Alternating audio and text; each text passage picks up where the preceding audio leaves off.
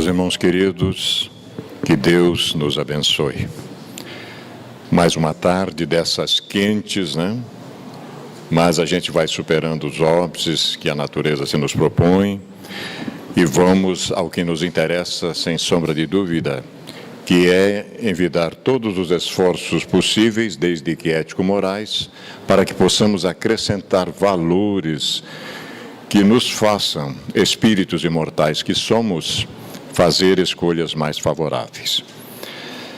De maneiras que sejamos todos bem-vindos para mais uma tarde e noite em que vamos acrescentar na nossa atual existência fundamentos que nos impulsionem para dias melhores na nossa própria existência.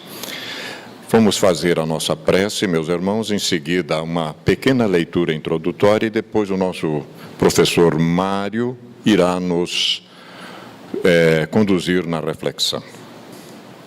Senhor da vida, Pai amantíssimo de todos nós, vossos filhos, espíritos imortais que somos, enfim, gradativamente, pelo menos parte deles, despertam para a sua realidade intrínseca de seres que um dia criados fomos no longínquo tempo e espaço, simples e ignorantes, e que de existência em existência, de experiência em experiência, chegamos enfim à idade da razão.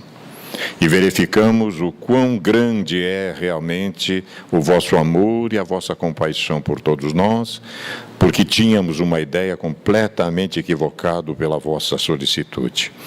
Hoje, imbuídos do melhor propósito possível, só nos resta pedir ao vosso coração magnânimo que as nossas forças, a nossa vontade, o nosso desejo de nos ajustar com as vossas leis sábias e justas possam ser potencializados, porque desta maneira, sem sombra de dúvida, com o vosso carinho e a vossa ternura, lograremos êxito, mais hoje, mais amanhã, na direção da plenitude. Abençoa-nos a todos, Pai da vida, na exata medida, no esforço que fizermos por merecer o vosso carinho e a vossa ternura. Que assim seja, Senhor. 2017, 160 anos da doutrina consoladora entre nós. Reservamos o prefácio de uma obra do benfeitor Viana de Carvalho, pelas mãos abençoadas de Divaldo Franco, Espiritismo e Vida. 2 parágrafos apenas do prefácio da obra, para que depois o professor nos conduza. Diz o benfeitor amado: anunciado por Jesus há mais de 2000 anos como Consolador, que viria restituir a pureza dos seus ensinos e apresentar novas lições para a humanidade, o Espiritismo surgiu na Terra como o sol da nova era, repetindo as páginas de incomparável beleza que lhe narravam a existência luminosa e trazendo informações compatíveis com os altos níveis da ciência e do pensamento contemporâneo. No báratro das teorias alucinadas que dominavam o século XIX, apoiadas algumas pela insensatez de apressados investigadores da ciência médica e da metapsíquica, em face dos tormentos que avassalavam as emoções e a perda de rumo espiritual das religiões ortodoxas, o silêncio das sepulturas foi quebrado. E as vozes dos céus ecoaram em toda parte, convidando a uma profunda análise a respeito da vida e do seu sentido psicológico. Sem dúvida, é por esse caminho que o nosso querido professor Mário irá nos conduzir uma reflexão muito importante. Ampliemos os nossos níveis conscienciais, porque vamos ganhar em qualidade mais uma vez. Professor, por favor. Boa tarde, amigos e amigas espíritas. O tema da palestra, o que é o Espiritismo, 160 anos da doutrina dos Espíritos, é um tema, posso dizer, até controverso, né? Porque o que seria 160 anos da doutrina dos Espíritos, né? Sendo que o Espiritismo é o cristianismo revivido, que tem 2000 anos, sendo que o cristianismo, que Cristo trouxe a lei do amor, né, e sua moral, que é uma revisão das 10 leis que Moisés trouxe em suas tábuas de pedra. Na verdade, todas essas revelações nada mais são do que as leis divinas, e elas sempre existiram, mesmo antes da nossa criação, como os espíritos simples e ignorantes, e continuará existindo por toda a eternidade. A proposta da palestra é uma explicação desse livro, O que é o Espiritismo, que foi a terceira obra que o Allan Kardec publicou, né? A primeira obra é o que é o Livro dos Espíritos, de 57. Em 58 ele lançou um pequeno manual prático sobre as atividades mediúnicas. E em 59 ele faz um resumo da doutrina dos espíritos e lança esse livro. Então, quem melhor do que o mestre de Lyon para explicar o que é o Espiritismo para todos nós? Antes de começarmos com a palestra, assim, vamos dar uma revisão de como está a codificação espírita, né? As suas obras fundamentais são 5. Livro dos Espíritos, lançado em 18 de abril de 1857. Livro dos Médiuns, 15 de janeiro de 1861. O Evangelho segundo o Espiritismo, 15 de abril de 1864. O Céu e o Inferno, ou a Justiça Divina segundo o Espiritismo, 1º de agosto de 1865. E, por fim, a Gênese, os Milagres e as Predições segundo o Espiritismo, que foi lançado em 6 de janeiro de 1868. Obras complementares de Kardec. Instruções práticas sobre as manifestações espíritas, não tem uma data, mas foi lançado em 1858. O que é o Espiritismo, que foi lançado na primeira quinzena de junho de 1859. A Revista Espírita, que conta com 12 volumes, que foi escrita de 58 a 69, com Kardec sendo o editor. A Revista Espírita, ela foi publicada até 2003, 2004, mas só que, claro, né, com outros editores. A Viagem Espírita de 62, que foi lançado em 68, que conta as viagens de Kardec de 60, 61, 62 e 67. E o Espiritismo, a sua mais simples expressão, que foi lançado em 15 de janeiro de 62. A proposta evangélica do mestre Nazareno está em João 14, versículo 16 e 17. E eu rogarei ao Pai, e Ele vos dará outro Paracleto, a fim de que esteja convosco para sempre.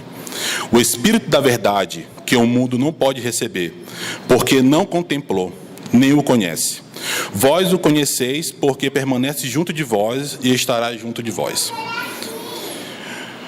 Paracleto, para quem não sabe, é alguém chamado ou enviado para prestar auxílio, consolar, confortar. Um defensor do réu, ou advogado, um intercessor, ou alguém que instrui, né? Então, nós devemos ter essa visão. Está torto? Eu seguro aqui com o pé. Tá, obrigado. Guardem esses sinônimos da palavra paracleto, né? Alguém que conforta, alguém que consola ou alguém que instrui, né? Porque essa é a visão que o Kardec tinha do Espiritismo, né?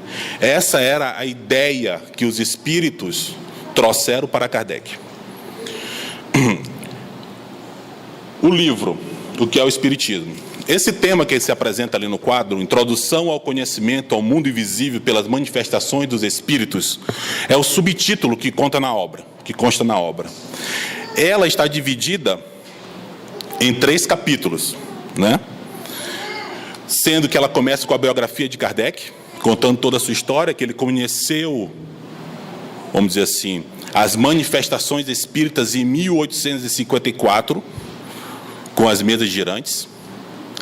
Em 1857 ele já lança o livro, né, a primeira edição do Livro dos Espíritos, e ele desencarna em 1869, ou seja, em 15 anos o homem, um espírito elevado como o de Kardec, consegue fazer 22 obras, consegue escrever as bases de uma doutrina, consegue explicar racionalmente, experimentalmente, as leis naturais divinas, que até então a ciência ela só explica as leis ordinárias, né? O que ela consegue tocar e ver, ela consegue explicar. O mundo invisível, ainda, ela não consegue explicar materialmente falando. E tem o prefácio, né? E o prefácio, Kardec nos fala o seguinte. Eu tirei uma pincelada dele. As pessoas que só têm conhecimento superficial do espiritismo são naturalmente inclinadas a formular certas questões, cuja solução podiam, sem dúvida, encontrar em um estudo mais aprofundado dele. Porém, o tempo e muitas vezes a vontade lhes faltam para entregarem a observação seguidas. Antes de preenderem essa tarefa, muitos desejam saber, pelo menos, do que se trata e se vale a pena ocupar-se de tal coisa. Por isso, achamos útil apresentar resumidamente as respostas a algumas das principais perguntas que nos são diariamente dirigidas. Isso está no prefácio do livro, né? Ele explicando qual a finalidade deste livro, o que é o Espiritismo. No fim desse prefácio, ele conceitua o que é o Espiritismo. O Espiritismo é, ao mesmo tempo, uma ciência de observação e uma doutrina filosófica. Como ciência prática, ele consiste nas relações que estabelece entre nós e os espíritos. Como filosofia, compreende todas as consequências morais que dimamam dessas mesmas relações, que variam, que ressaltam dessas relações, né, que ressurgem. Ou, de forma mais resumida, o Espiritismo é uma ciência que trata da natureza, origem e destino dos espíritos, bem como suas relações com o mundo corporal. Então, quando vocês estiverem fazendo vestibular e essa questão cair, todo mundo vai saber o que marcar com o que é o Espiritismo, né? O Espiritismo não é o achismo que o movimento espírita aplica nele. A doutrina espírita é pura. Assim como o cristianismo trazido pelo mestre Nazareno era puro. A culpa do cristianismo ter sido deturpado durante 2000 anos é nossa. A culpa do espiritismo ser mal compreendido e deturpado é nossa também. Mas vamos adiante. O livro, como eu falei, está dividido em 3 capítulos. O primeiro capítulo, respostas às observações mais comumente feitas por aqueles que reconhecem os princípios fundamentais da doutrina através de 3 diálogos. Kardec ele cria 3 diálogos fictícios com 3 outros espíritos, né, no caso, espíritos encarnados, que estariam combatendo o espiritismo. O crítico, o cético e o padre.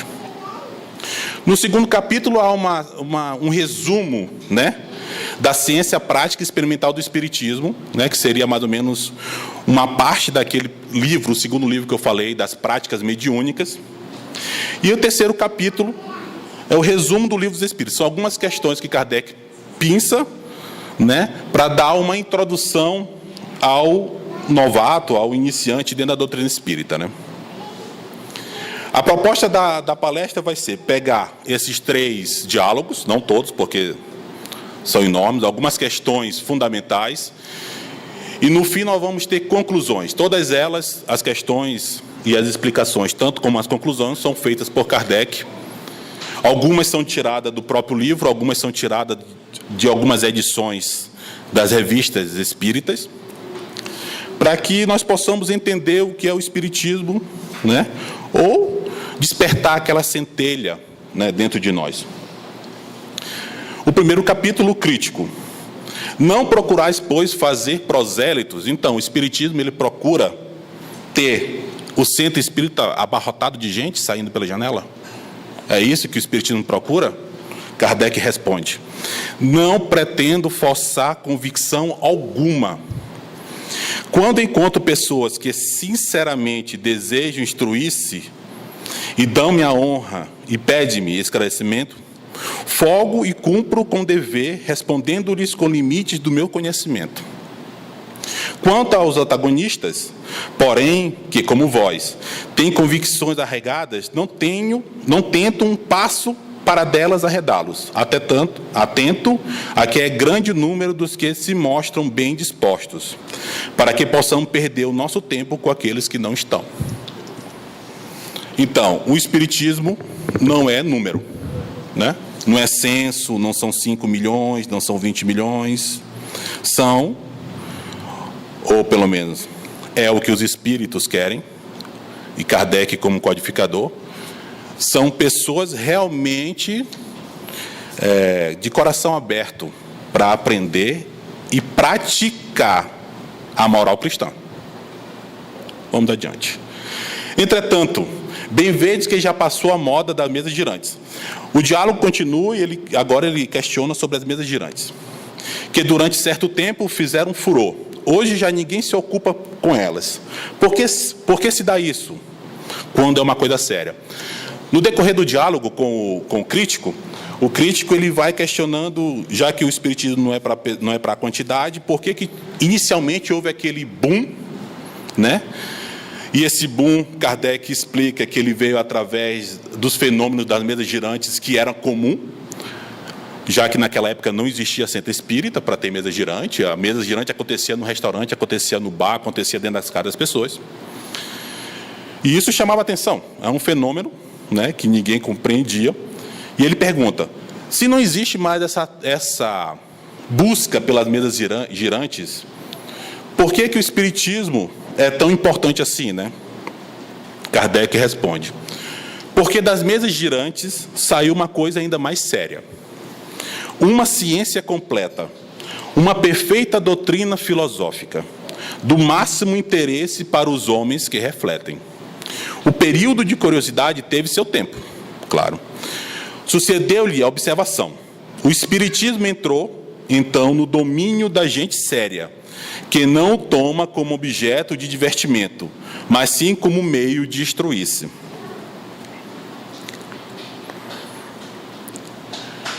O crítico prossegue. No entanto, somente a experiência pode convencer, mesmo aquele que, em começo, seja movido pela curiosidade. Se só trabalhais na presença de pessoas convictas, deixai que vos diga, ensinais a quem já sabe. Uma coisa é estar convencido e a outra é estar disposto a convencer-se. E aos desta última classe que me dirijo, e não aos que julgo humilhação vi escutar o que eles chamam de ilusões. Com estes eu não me ocupo, absolutamente. Quanto aos que se manifestam sincero desejo de esclarecer-se, o melhor modo que tem para prová-los é mostrar perseverança. São reconhecidos por outros sinais, que não apenas o desejo de ver uma ou duas experiências. Esses querem trabalhar seriamente. As provas abundam para o observador assíduo e refletido. Uma palavra, um fato aparentemente insignificante, é para ele um raio de luz, uma confirmação, ao passo que tais fatos não têm sentido para quem os observa superficialmente, ou por simples curiosidade. Eis porque não me presto a fazer experiências sem resultados prováveis. Depois do crítico, ele começa um diálogo com o cético, né? Pergunto-vos, o cético pergunta para Kardec, em primeiro lugar, qual a necessidade da criação de novos termos, espírita e espiritismo, para substituir espiritualista e espiritualismo, que são da língua vulgar e por todos compreendidos? Lembrando que esses diálogos que Kardec teve vai dar, na verdade ele extraiu da introdução do Livro dos Espíritos, que dá toda a codificação, as bases da codificação, né? Por isso que parece que os diálogos não estão concisos, mas é para introduzir aos iniciantes, aos novatos, linhas de pensamento, né? Então, por que eu criei? Então, por que Kardec teve que criar espírita, palavras novas, né, para essa ciência nova? De há muito tem já-se palavra espiritualista, né? Uma acepção bem determinada e que a academia nos dá, né? Que espiritualista é aquele ou aquela pessoa cuja doutrina é aposta ao materialismo, né? A doutrina do materialismo é aquela doutrina que fala que após a morte não existe vida. Morreu, acabou. Ou seja, o cristianismo, ele é espiritualista. O budismo é espiritualista, né? Outras doutrinas são espiritualistas. Toda e qualquer doutrina que fala que o espírito ou a alma, seja lá como for a denominação que a doutrina dá, sobrevive à morte e vá para o céu, para o inferno, ou que vá para o mundo espiritual, ou que vá viver em outro mundo, seja lá como for que a doutrina defina as suas bases doutrinárias, é espiritualismo. Todo espírita é necessariamente espiritualista, claro, porque ele acredita na vida após a morte. Mas nem todos os espiritualistas são espíritas. Então, houve essa necessidade de criação de novos termos para que não se confundissem a ciência espírita com as outras doutrinas já impostas dentro da sociedade, conhecidas dentro da sociedade, né? O espiritismo tende, evidentemente, a fazer reviver as crenças fundadas no maravilhoso e no sobrenatural. Ora, no século positivo em que vivemos, isto me parece difícil, porque exigir que se acredite nas superstições e nos erros populares, já condenados pela razão. Como o espiritismo ele explicava as relações do mundo espiritual com o mundo corpóreo, o cético pergunta: isso não é fazer reviver o maravilhoso e o sobrenatural? Alguma coisa do tipo fantástico, que as pessoas não acreditariam no século positivo? O século positivo foi o século das luzes, onde a ciência rompeu com a religião. Porque durante a Idade Média, a religião mandava em tudo. E quando eu falo religião, eu falo do catolicismo. O catolicismo, como religião dominante do Império Romano, ele dominava também a área da ciência. Então, tudo que a ciência só podia falar o que o Papa falava: ó, isso está certo, está de acordo com a Igreja. Com esse rompimento entre religião e ciência, a ciência nesse século, no século XVII,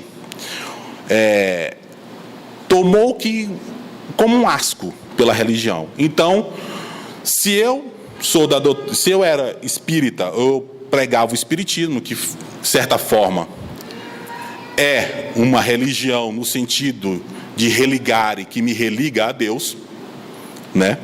Como, por exemplo, se eu sou um jardineiro e cuidar do jardim me religa a Deus, então a jardinagem para mim é uma religião. Não religião como nós vemos hoje, cheio de dogmas e mistificações e encenações, tá? Então, o século das luzes seria um absurdo crer nisso, né? Aí Kardec responde: o espiritismo esclarece como o é hoje. Procura, ao contrário, destruir as ideias supersticiosas, mostrando o que há de real ou de falso nas crenças populares, denunciando o que nelas existe de absurdo, fruto da ignorância e dos preconceitos. O sobrenatural desaparece à luz do facho da ciência, da filosofia e da razão. Sobrenatural é tudo o que está fora das leis da natureza. O positivismo nada admite que escape a ação dessas leis, mas, porventura, ele a conhece a todas? Espiritismo vem revelar uma nova lei, segundo a qual a conservação com o espírito de um morto é um fato tão natural como qualquer outra coisa. E aí continua a resposta de Kardec. O espiritismo repudia, nos limites do que lhe pertence, todo efeito maravilhoso, isto é, fora das leis da natureza. Ele não faz milagres nem prodígios. Antes explica, em virtude de uma dessas leis, certos efeitos, demonstrando assim a sua possibilidade.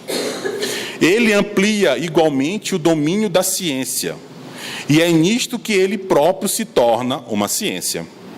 Como, porém, a descoberta dessa nova lei traz consequências morais. O código das consequências faz dele, ao mesmo tempo, uma doutrina filosófica. Né? Ele é ciência porque ele explica as relações, mundo espiritual, mundo corporal, e ele é filosofia porque ele tem um impacto moral no desenvolvimento dos adeptos do espiritismo.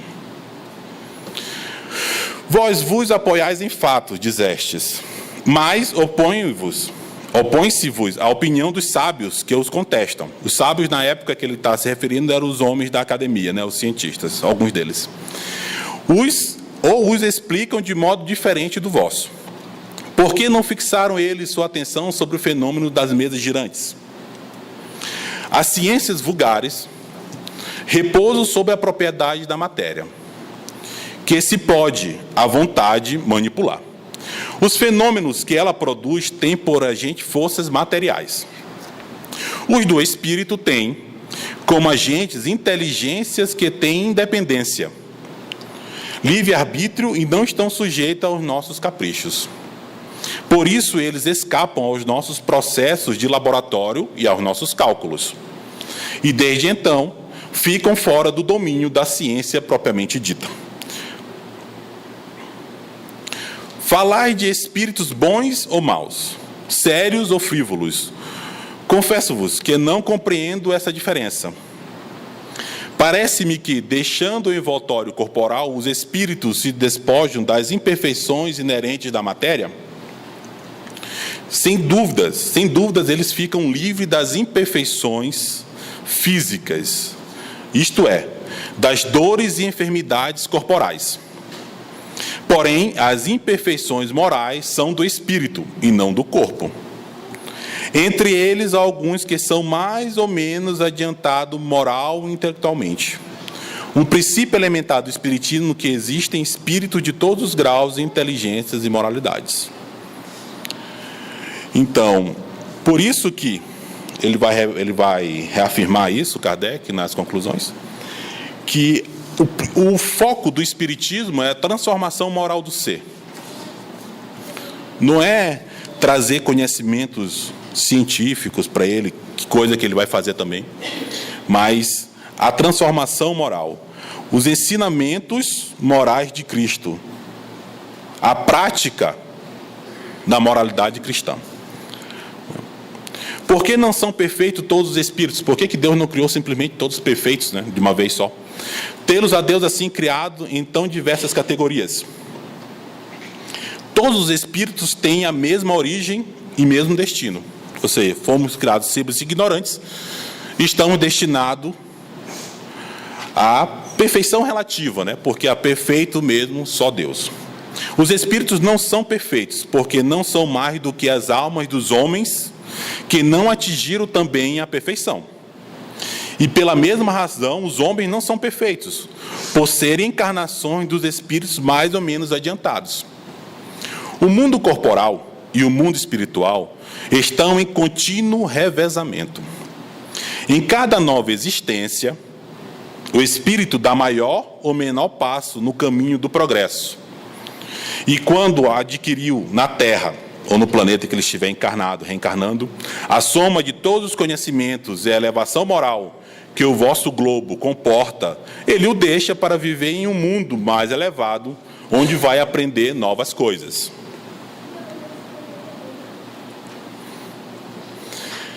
Admitamos que a coisa esteja comprovada, que essa coisa esteja comprovada. O Espiritismo reconhece como realidade. Qual a sua utilidade prática do Espiritismo?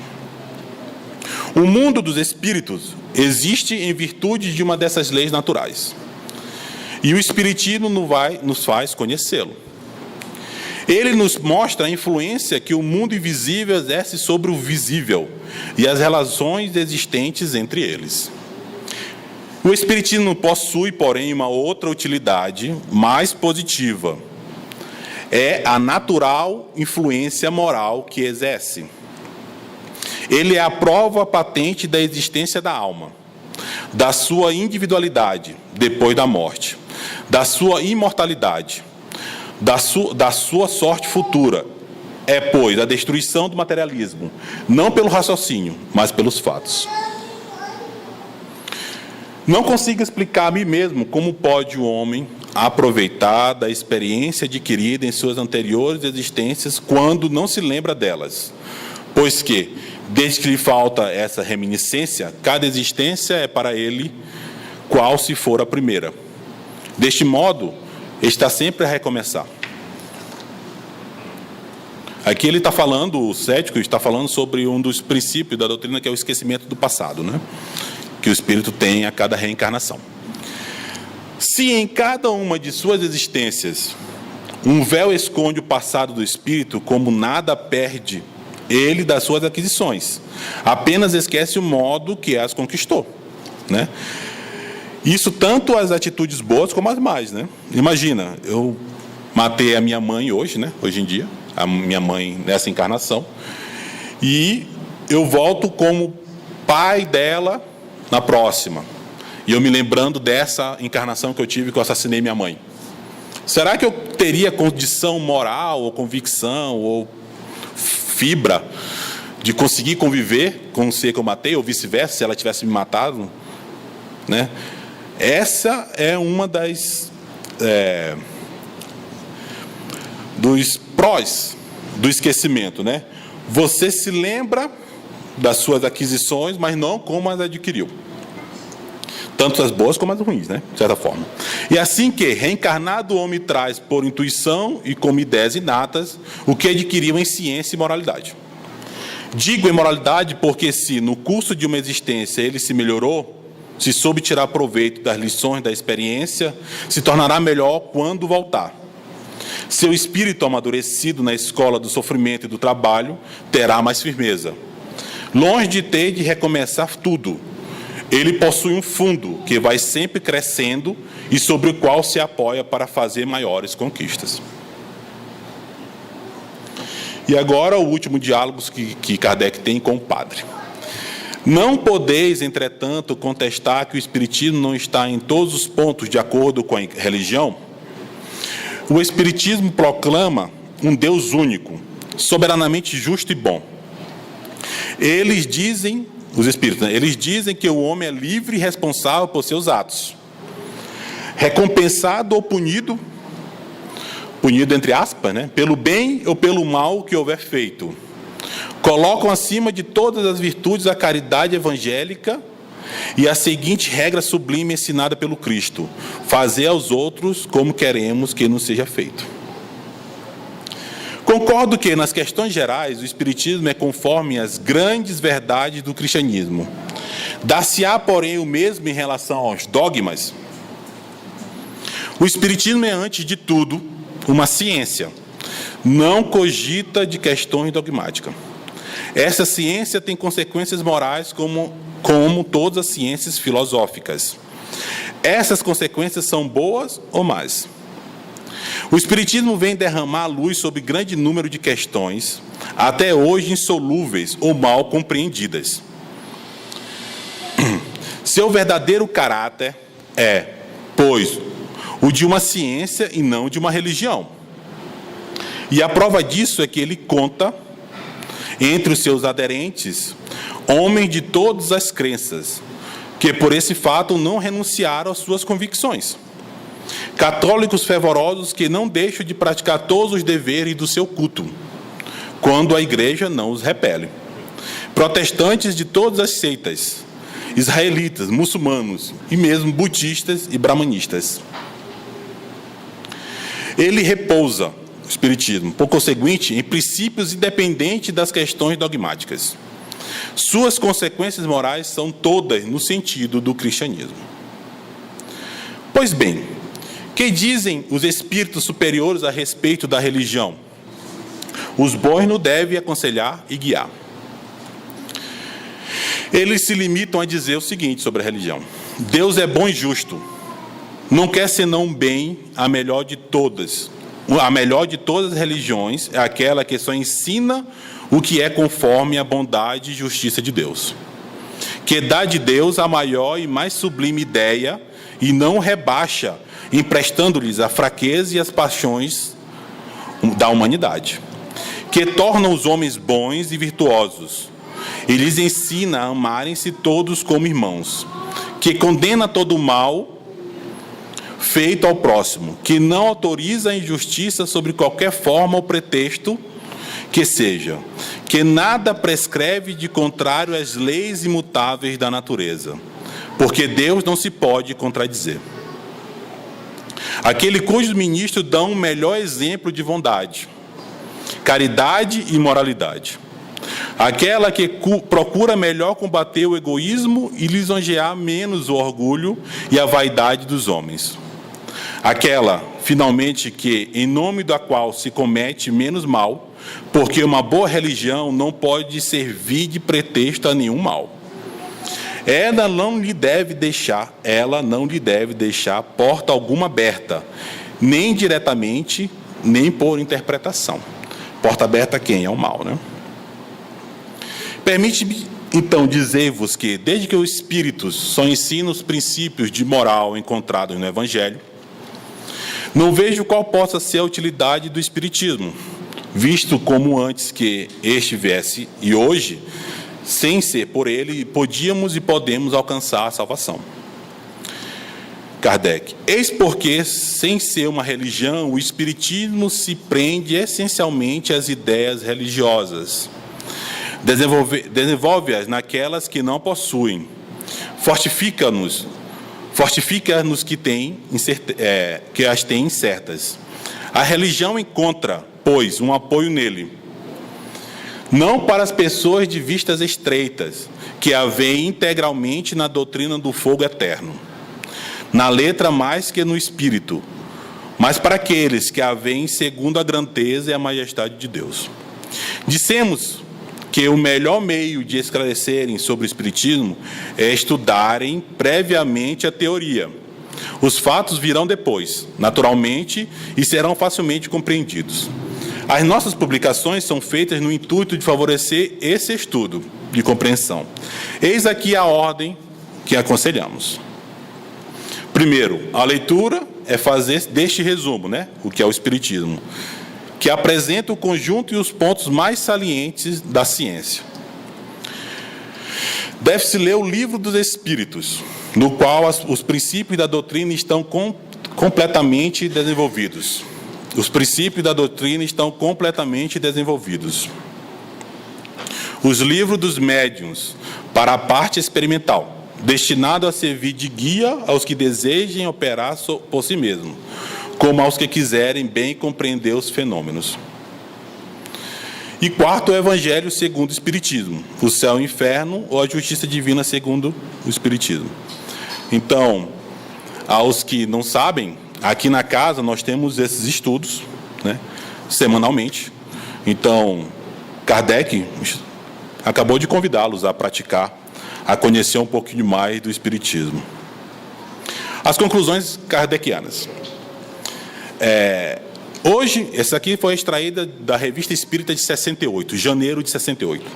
Hoje creem e sua fé é inabalável, porque assentada na evidência e na demonstração, e porque satisfaz a razão. Tal é a fé dos espíritas, e a prova de sua fé é que se esforçam por se tornarem melhores, domarem suas inclinações mais e porem em prática as máximas do Cristo. Então, como reconheces um verdadeiro espírita? Por domar suas más inclinações e por pôr em prática a moral do Cristo. Olhando todos os homens como irmãos, sem acepção de raças, de castas, nem de seitas, perdoando aos seus inimigos, retribuindo o mal com o bem, a exemplo do divino modelo.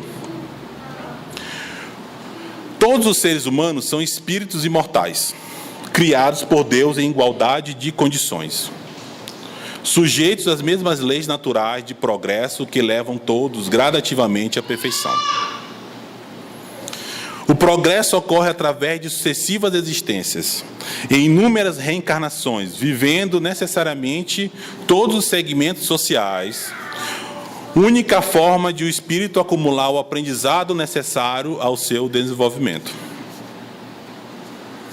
No período entre as encarnações, o espírito permanece no mundo espiritual, podendo comunicar-se com os homens.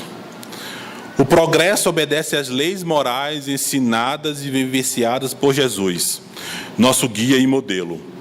Referência para todos os homens que desejam desenvolver-se de forma consciente e voluntária.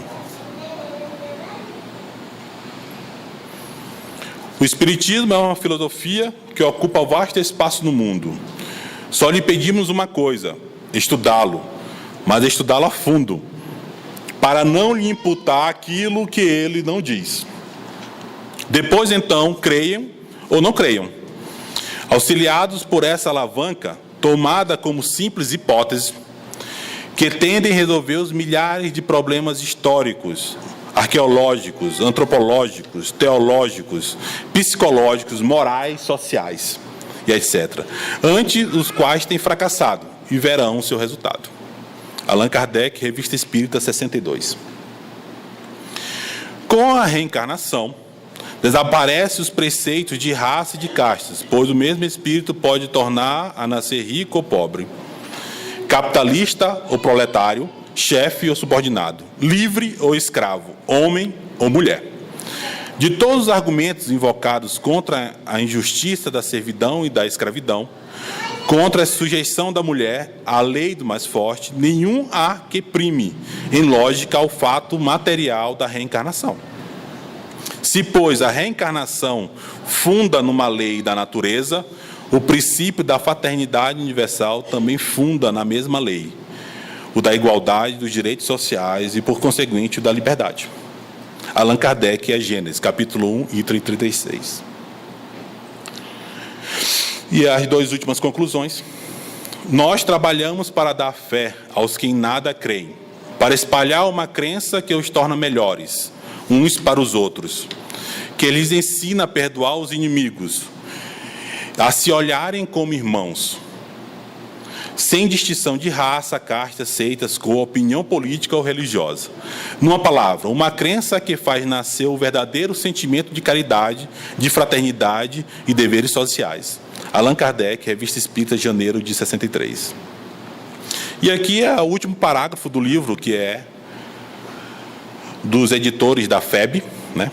Doutrina espírita vigora o mais absoluto respeito à diversidade humana, cabendo ao espírito o dever de cooperar para o progresso da humanidade, exercendo a caridade no sentido mais abrangente, benevolência para com todos, indulgência para as imperfeições dos outros e perdão para as ofensas, tal como entendia Jesus, nosso guia e modelo, sem preconceitos de nenhuma espécie de cor, etnia, sexo ou condição econômica, social ou moral. Aqui uma mensagem do Cristo para finalizar, antes da gente fazer as conclusões. E conhecereis da verdade, a verdade vos libertará. João 8:32. Então, o Espiritismo é uma ciência, uma doutrina filosófica, é uma religião, né? É tudo aquilo que eu queira que ela seja, desde que eu queira praticar as leis morais do Cristo, né? Os 160 anos dela, dela sendo codificada, nesse ano 2017, que ela está completando com a publicação do Livro dos Espíritos, a pergunta que devemos fazer é: quantos espíritos evoluíram sem o Espiritismo? E quantos espíritos evoluem com o Espiritismo? E nós, o que nós precisamos para nos tornarmos pessoas melhores? Será que é o Espiritismo? Será que é o catolicismo, o protestantismo, o judaísmo, o islamismo, o budismo, o candomblé, a umbanda, né? Como tem uma questão, a 909, 910, o que nos falta nos tornarmos pessoas melhores é um pouco, mas um pouquinho de vontade. Se a gente puder voltar para casa e repensar e ver, o mundo não vai deixar de girar pelos nossos problemas. Nós devemos sempre aprender a conviver e a trabalhá-los. Mas o mundo vai girar, vamos dizer assim, mais deliciosamente, mais confortavelmente, quando soubermos conviver em sociedade, quando soubermos respeitar o nosso irmão, quando soubermos respeitar nós mesmos, né? Porque um cego não pode guiar um cego. Antes de eu apontar o dedo ao meu irmão, eu tenho que olhar para mim mesmo, ver os meus defeitos, me empenhar para substituí-los, e aí, quem sabe, eu possa servir de exemplo para o meu irmão que está ao meu lado. Uma coisa que Kardec sempre fala em todos os seus textos, na codificação, um verbo, lembre-se, cai no vestibular também, praticar. Tudo isso aqui são belas palavras escritas num livro, que eu posso conhecer de cor, mas se eu não praticar, elas não valem nada. Obrigado, senhores, que o Mestre Nazareno derrame suas bênçãos a todos nós e que possamos voltar para casa, para o convívio dos nossos amados em família. Obrigado.